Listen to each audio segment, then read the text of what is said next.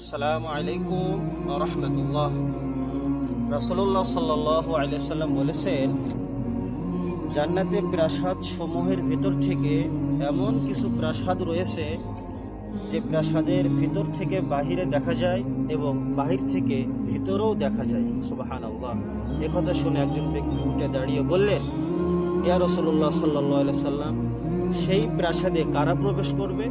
তখন রাসূলুল্লাহ সাল্লাল্লাহু আলাইহি সাল্লাম বললেন, যারা মানুষের সাথে উত্তম ও সুমধুরভাবে কথা বলে, যারা ক্ষুধার্ত ব্যক্তিদেরকে খাবার খেতে দেয়, যারা মাঝে মাঝে রোজা রাখে এবং রাত্রে যখন মানুষেরা ঘুমিয়ে থাকে তখন যারা উঠে সালাত আদায় করে।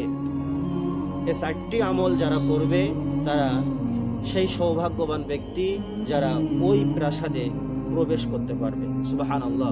এই চারটি আমল করা একদমই সহজ, আমরা একটু চেষ্টা করলে সম্ভব। আমরা সকলেই এই চারটি আমল করার চেষ্টা করব। আল্লাহ তাআলা এই আমলগুলো সঠিক ও সুন্দরভাবে আমাদেরকে করার তৌফিক দান করুক। আল্লাহুম্মা আমিন। আসসালামু আলাইকুম ওয়া রাহমাতুল্লাহ।